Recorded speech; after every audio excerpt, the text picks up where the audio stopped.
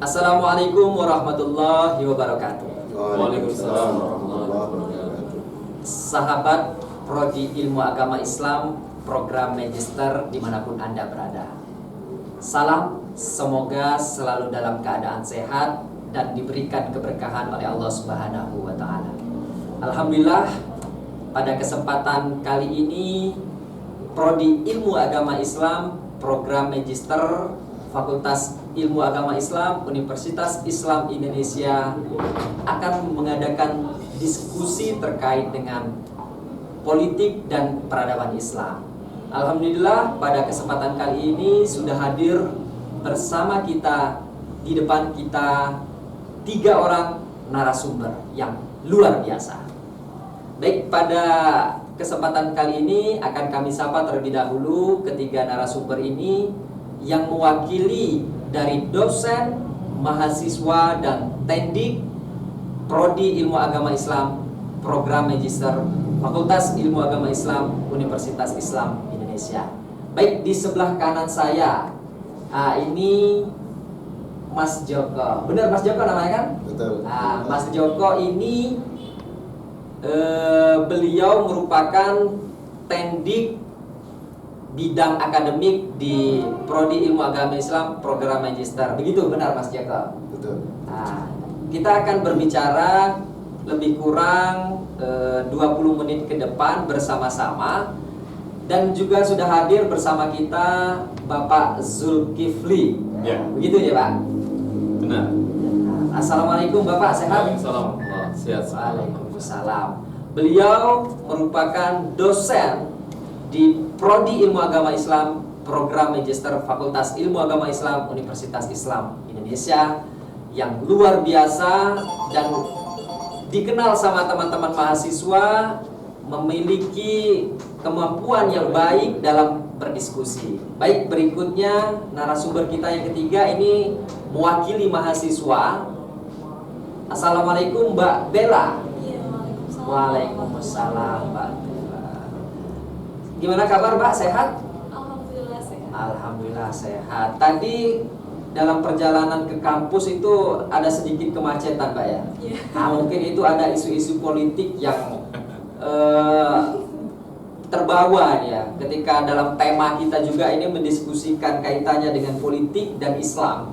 Jadi ketika kita berbicara mengenai Islam dan politik, tentu merupakan sebuah topik yang menarik dalam khazanah pemikiran Islam. Apalagi dalam lingkup nasional maupun internasional, hal tersebut ini merupakan sebuah apa nih? Lanjut. Nanti dia Berbicara mengenai Islam dan politik, tentu merupakan sebuah topik yang sangat menarik dan luar biasa dalam khazanah pemikiran Islam, apalagi dalam lingkup nasional maupun lingkup internasional. Hal tersebut dikarenakan Islam merupakan sebuah agama yang bukan sekedar agama, namun Islam sebagai agama dapat mengatur berbagai aspek yang tidak hanya mengatur dalam konteks spiritual atau konteks dalam beribadah sekalipun. Namun Islam sebagai agama yang dapat mengatur berbagai aspek dalam kehidupan kita sehari-hari, baik dari segi politik, ekonomi, budaya, dan lain sebagainya, semuanya diatur di dalam Islam. Baik, tidak perlu berpanjang lebar, kita akan menyapa dan langsung meminta penjelasan dari yang sudah kita hadirkan, Bapak Zulkifli Hadi Imawan. Baik Bapak, kaitannya dengan politik dan Islam ini, menurut Bapak terakhir ini di Indonesia itu seperti apa ini Pak? Ya, baik. Terima kasih. Alhamdulillah, wassalatu wassalamu ala Rasulillah wa ala alihi washabihi wa man amma ba'd. Jadi kalau kita mungkin lihat judulnya atau asalnya politik itu ya, kan dari kata, kalau bahasa Arabnya itu adalah sasa yasusu, siasa, ya artinya tauliyatul amri. Jadi mengurus suatu perkara, atau dalam istilah yang lain adalah fannu takwin, fannu tarbiyati al-mustama'at al-insaniyah. Jadi suatu seni dalam mengurus masyarakat yang manusiawi gitu ya. Nah, ini dan juga kalau dalam Al-Quran sendiri itu tidak ada, misalnya tidak ada dalam arti tidak ada kata langsung yang mengatakan siasah, seperti kayak misal sholat kan ada waqimus sholat wa atuz zakat. Nah, kemudian puasa, nah, kalau dalam Al-Quran tidak ada kata-kata siasah itu sendiri ya. Yang ada adalah Rabbi qad ataitani mulka, misalnya Nabi Yusuf, atau contoh-contoh tentang kerajaan, misal raja atau ratu Bilqis ya, masa Nabi Sulaiman, atau masa Talut gitu. Innallaha qad ba'atsa lakum Taluta malika, atau yang banyak sekali di dalam tentang kerajaan. Tapi secara tekstualis tentang siasah atau politik itu tidak ada. Tapi di dalam hadis ada. Jadi kanat Banu Israil yasusuhum al-anbiya. Jadi dulu Bani Israil itu dipimpin oleh para nabi. Fa in halaka nabiyyun khalafahu nabiyyun. Nah, ini kata-kata di dalam hadis terkait tentang siasah atau politik. Ini adalah mengatur ya, mengatur atau memimpin. Nah, kalau kita kembali kepada Islam sebelum kita masuk ke Indonesia itu. Jadi Islam kalau berarti kita katakanlah mengkaji ke Kanjeng Nabi Muhammad ya. Jadi 13 tahun di Mekah itu kan Rasulullah baru mengajarkan iman ya, bagaimana sholat ya, bagaimana mengingat Allah atau beriman kepada Allah itu. Tapi ketika masa atau era Madinah ya, ini adalah masa takwinul mustama. Berarti itu setelah beliau hijrah ke Madinah, gitu Pak ya? Iya. Nah, artinya ketika beliau berada di Mekah itu belum ada pengaturan terkait dengan politik. Jadi Ya, belum. Dia fokus beliau itu fokusnya terkait dengan keimanan ya, terkait dengan ibadahnya, begitu Pak ya? Iya, dalam untuk Rasulullah sendiri ya seperti itu. Ya. Tapi memang beliau saat di Mekah itu menghadapi politik yang luar biasa dari kubu kafir Quraisy gitu ya. Bagaimana beliau ini akan diasingkan, dijauhkan, bahkan dibunuh agar tidak menduduki kepemimpinan yang paling utama. Maka dia dibenci sendiri oleh orang-orang kafir Mekah itu karena takut tersaingi. Nah, tapi ketika di Madinah, jadi Rasulullah kan sudah memiliki banyak umat ya, yang teman umat ini kemudian diatur oleh Rasulullah melalui wahyu. Jadi pengaturan ini kan bisa bersifat dalam bidang pendidikan ya, iman, akhlaknya juga, terus bagaimana muamalahnya, dan dalam bidang ekonomi diatur juga, dalam bidang militer bahkan ya. Dan maka Rasulullah saat itu menjadi rujukan baik dalam masalah agama juga dalam masalah sosial, juga dalam masalah politik ya. Jadi semuanya itu merujuk kepada Rasulullah dalam menyelesaikan masalah. Nah, ini enaknya orang saat itu gitu gampang. Jadi merujuk ke Rasulullah selesai masalah. Baik sahabat, tadi seperti yang sudah disampaikan oleh Pak Zul tadi, artinya Rasulullah SAW memang sudah memiliki kemampuan dalam politik. Artinya tadi juga sudah disampaikan bahwa Rasulullah itu menjadi rujukan, menjadi contoh, menjadi orang yang diikuti dalam melakukan hal politik. Artinya sebagai umat Islam kita tidak perlu ragu, tidak perlu menghindari atau anti dalam berpolitik. Kira-kira begitu ya Pak Zul ya? Ya. Nah, sebelum masuk ke Indonesia lagi, jadi menariknya itu adalah pasca Rasulullah. Jadi kalau Rasulullah itu kan yang milih siapa? Gusti Allah.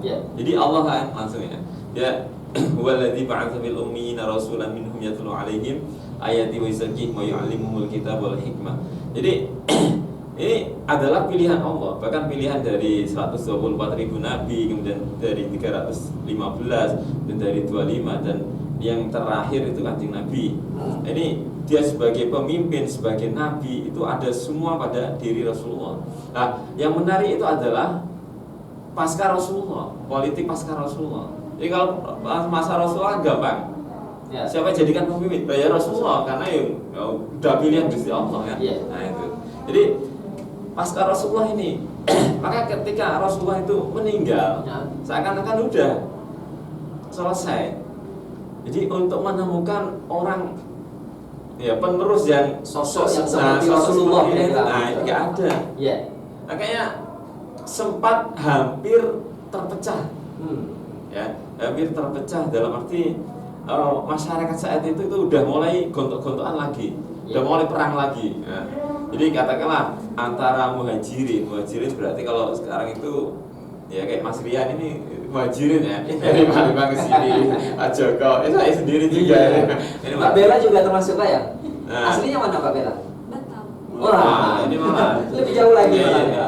Ini asli banget ini. Ya, dalam arti pendatang. Jadi pendatang sama pribumi itu udah mulai perang-perangan lagi. Iya. Ya, untuk menentukan pokoknya saya yang jadi pemimpin dari Penentuan kabilah saya. posisi begitu, ya? Nah, saya dari saya. Nah, akhirnya disitulah kemudian muncul ya sahabat-sahabat yang bagaimana menenangkan. Jadi mencari siapa yang layak untuk jadikan pemimpin. Nah, maka kemudian diperlihatkan jadi jasa terdekat atau jasa yang terbesar atau sahabat yang terdekat sama Rasulullah itu siapa? Dan dipilihlah Abu Bakar. Tapi sebelumnya itu memanas sekali. Ya, itu hampir berpecah lagi. Abu Bakar. Maka Abu Bakar ini kemudian disebut dengan Khalifatu Rasulillah, penggantinya Rasulullah. Nah, ini satu. Kemudian masa Abu Bakar dan sesudah itu kan cuma 2 tahun 2 bulan atau berapa itu, kemudian meninggal. Nah, ini udah menunjuk Umar, tapi tetap melalui musyawarah. Utsman juga seperti itu, penunjukan Ali kemudian seperti itu. Nah, ini politik. Jadi, tetapi semakin berkembang. Jadi dalam mengatur ketatanegaraan atau negara pada masa-masa Khulafaur Rasyidin itu semakin berkembang. Jadi melanjutkan peradaban yang dibangun oleh Rasulullah, mereka semakin berkembang. Jadi kalau pada masa Abu Bakar itu hampir sama masa-masa Umar Rasulullah. Pada masa Umar sudah mulai ada kodi-kodinya. Jadi setiap tempat karena sudah semakin luas. Ada kodinya, mufti. Jadi rujukannya tidak hanya satu pemimpin atau Umar saja, tapi ya nanti di tempat ini kamu, ini kamu. Nah, udah ada seperti itu. Artinya ada banyak yang dijadikan contoh begitu kira-kira Pak ya. Nah, misal ada yang menarik pada masa Umar, misal daerah Homs, yaitu Syria. Jadi Sa'ad bin Adi itu dilaporin. Jadi sebagai pemimpin itu dilaporin rakyatnya. Jadi katakanlah kalau Homs dulu itu, kalau sekarang itu kayak provinsi gitu ya, provinsinya Umar. Nah, itu dilaporin rakyatnya. Jadi rakyatnya itu melapor ke Umar. Ini gubernurmu yang kamu tunjuk gimana? Nggak pernah mau. Jadi dalam 1 bulan itu dia nggak mau menemui rakyatnya. Diselidiki Umar. Nah, diselidiki Umar ketika ya ditanyain di sana, kenapa kamu dalam hari ini? Iya benar, apa yang disampaikan rakyat itu benar. Karena memang saya itu nggak punya pembantu dan baju ya cuma ini saja yang saya buat untuk bekerja. Jadi kalau pas waktu itu saya cuci baju nunggu sampai kering gitu. Ini pemimpin Sa'ad bin Adi itu atau siapa namanya. Nah itu, bukannya saya kirimi kamu duit ya. Jadi dari Umar kan udah ngasih gaji loh. Bahkan iya saya terima, tetapi kemudian saya minta istri saya untuk membagikan ke rakyat saya. Nah ini ini moral atau politik moral yang sangat luar biasa yang dicontoh pemimpin. Bahkan Umar sendiri pun diprotes rakyatnya ketika bagi-bagi katakanlah kain. Jadi ketika bagi-bagi kain itu Umar protes. Salman itu sampai ngacungkan pedangnya. Umar, kamu kok dapat 2 bagian gimana itu?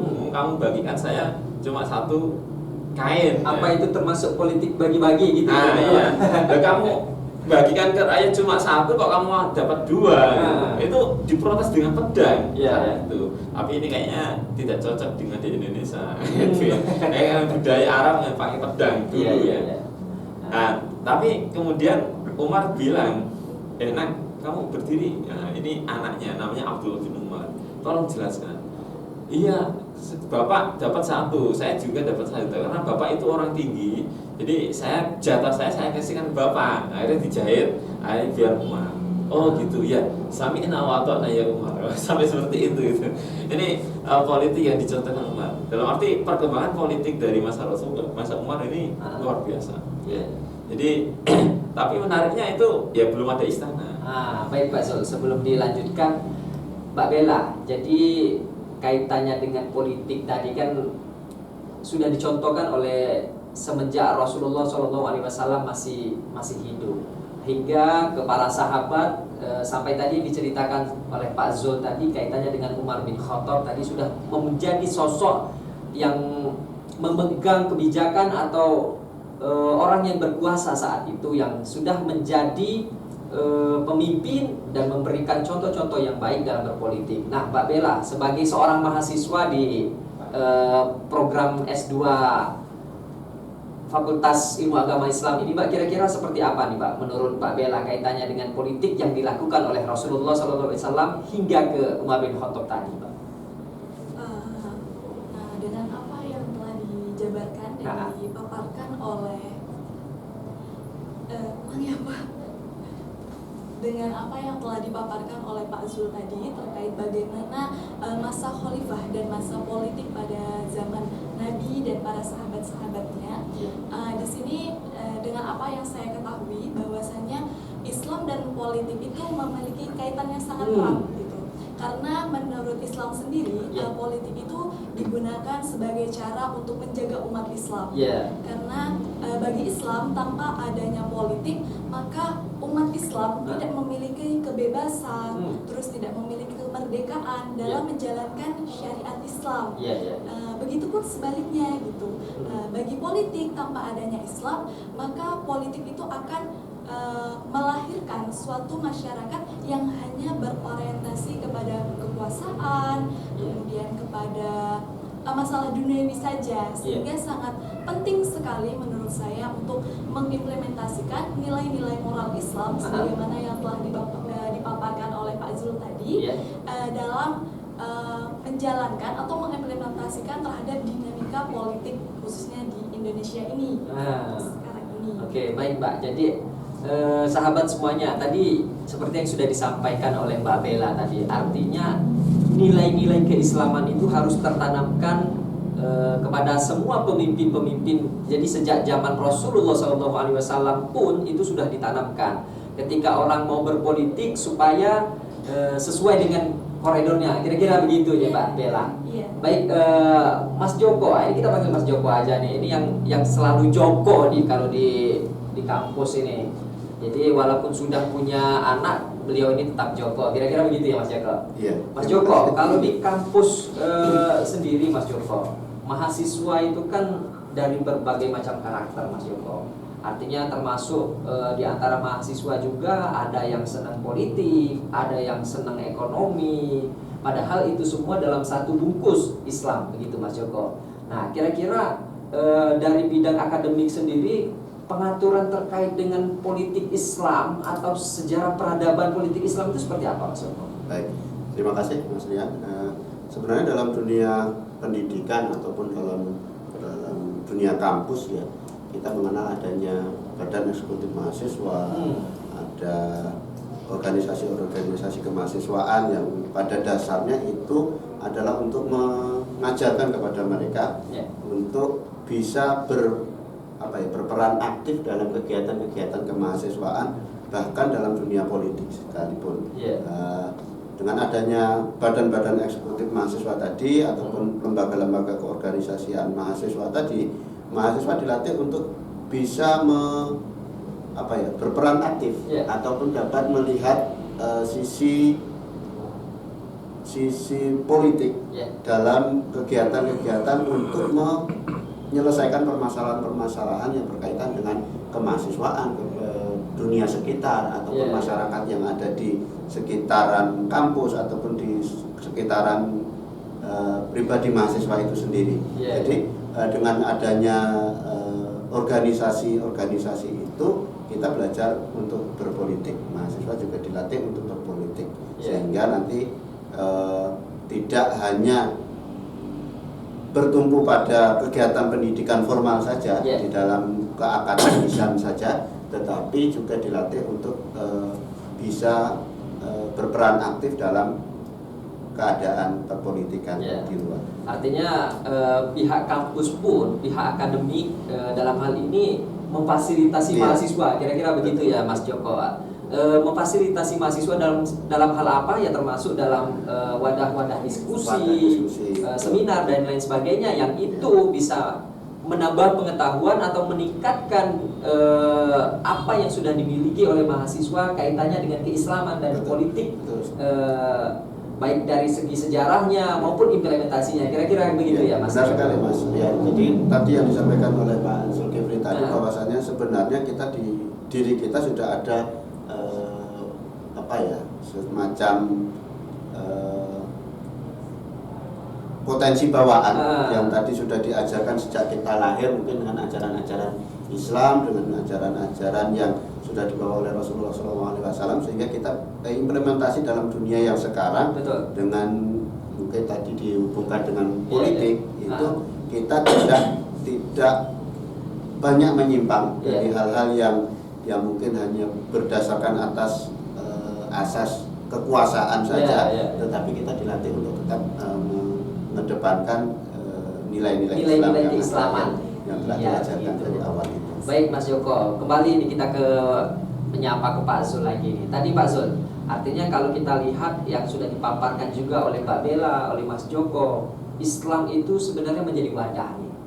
Jadi kalau yang sering digaungkan oleh Universitas Islam Indonesia, Islam rahmatan lil alamin. Jadi Islam itu untuk semuanya. Jadi tidak hanya untuk orang Islam saja, tidak hanya untuk suatu kelompoknya saja, tapi Islam itu menjadi wadah yang bisa memberikan fasilitas yang bisa bermanfaat untuk seluruh umat yang ada di dunia. Kira-kira begitu Mas. Kira-kira begitu Pak Zul ya.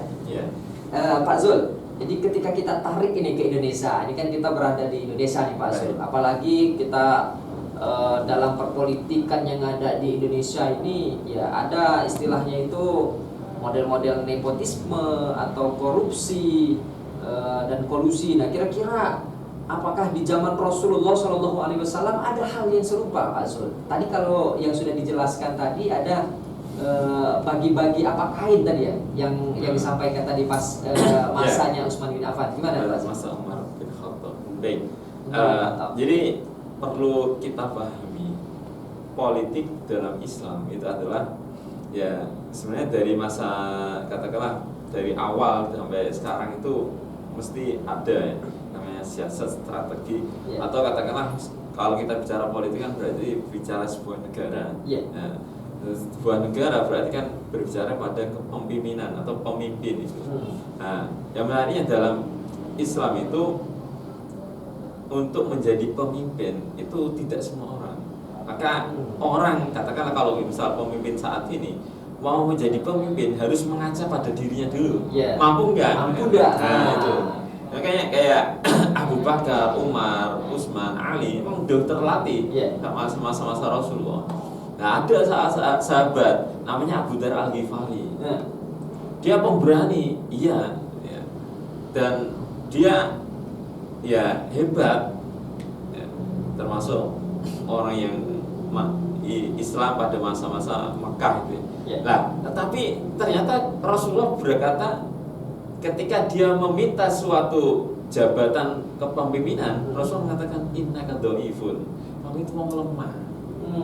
Wa innaha amanah wa satakunu nadamah yaumil qiyamah. Kepemimpinan itu ya amanah. Nah, nanti bisa takunu nadamah, itu menjadi penyesalan bagimu di hari kiamat. Wah, ini Abu Dar Al-Ghifari loh. Ya secara fisik kuat, pemberani. Tapi ternyata Rasulullah mengatakan innaka dhaifun. Nah, ini kamu lemah.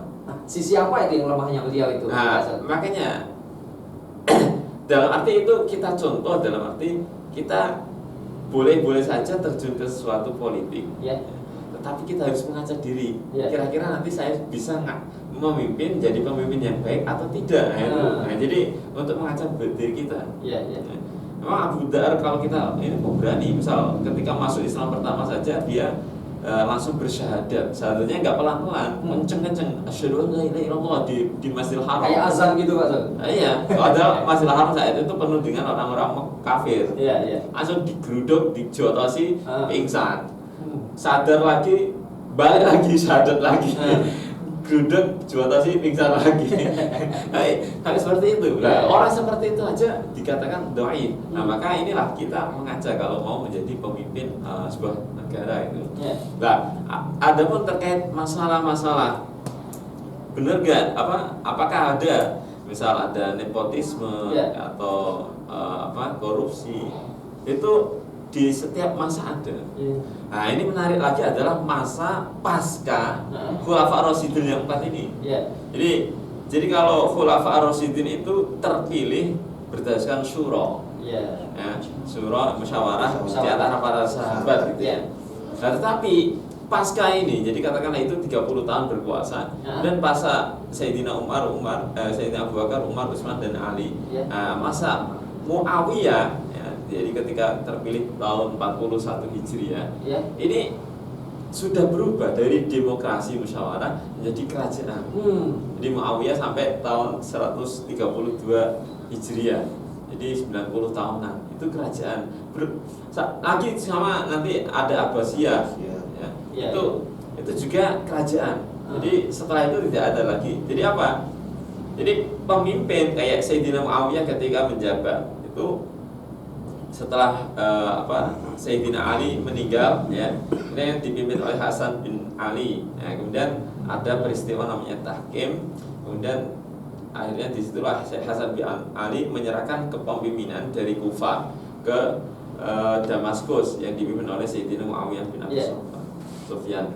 Nah, ketika mau meninggal ini terjadi konflik. Yang tadi dikatakan nepotisme itu. Yang dulunya Abu Bakar, Umar itu dipilih secara demokrasi. Ini malah Muawiyah udah berwasiat, nanti jadikan anak saya namanya Yazid ini sebagai penerusku. Nah, ini makanya protes. Protes. Ini kan nepotisme kan? Nepotisme. Maka sekarang misalnya Pak Jokowi udah mau ini anaknya sebagai presiden ini. Nah, ini mulai asal usul awal adanya kerajaan dalam sistem politik Islam. Tapi Pak Zul, kalau seumpamanya kita tarik ke Indonesia, artinya ada kata demokrasi ya dalam Indonesia itu. Sebenarnya kan Rasulullah SAW sendiri kan itu sudah mengajarkan bentuk demokrasi di zaman pemerintahannya. Kalau kita katakan begitu Pak Zul. Artinya ketika ada kelompok-kelompok yang tidak sepakat dengan model-model demokrasi, sebenarnya kan itu ada sedikit pemahaman yang keliru. Begitu kira-kira Pak Zul? Ya, demokrasi yang diartikan sebagai musyawarah untuk menjadi mufakat itu sebenarnya kan sistem tergantung kita nanti mengisinya kan. Seperti gelas ini tergantung kita mengisinya nanti. Entah ini kalau kita isi dengan air putih ya hal baik. Kalau diisi dengan ciu atau itu bahasa Jogja itu. Ini kan enggak halal gitu. Nah, sama. Misal kita mau kembali ke masa sahabat yang kondisinya beda. Kita mau kembali apakah kemudian sistem kerajaan atau monarki dengan sistem Khulafaur Rasyidin atau demokrasi saat ini mana yang baik? Ya, yang terpenting itu nanti itu isinya. Bagaimana kepemimpinan itu adalah untuk mewujudkan kemaslahatan tadi. Jadi maslahat atau maqasid syariah itu yang terpenting. Nah, kalau dalam Al-Qur'an kan li'ila fi Quraisyin ila fi milatasyida'i wasoif di at'amahum min ju' wa amanahum min khawf. Jadi at'am warak. Jadi yang penting rakyat itu warak. Kenyang yang penting. Kenyang itu enggak sejahtera. Itu enggak bakal ada gejolak. Ya kayak contoh kecil, misal negara yang ya karena mungkin ini kecil ya, negaranya kecil ya, jadi nggak ada kecil lah, kayak Brunei itu kan kecil banget itu ya. Nah ini jadi mungkin ini sejahtera, jadi tinggal nah lihat itu Pak ini. Zul, jadi yang penting itu rakyat itu sejahtera gitu Pak. Sejahtera. Wa amanahu min khauf. Nah, ini amanahu min khauf, aman dari rasa takut. Coba misal sekarang Afghanistan misal setelah dikuasai Taliban, apakah sudah mewujudkan ini sejahtera dan tidak ada rasa takut, aman? Masih belum.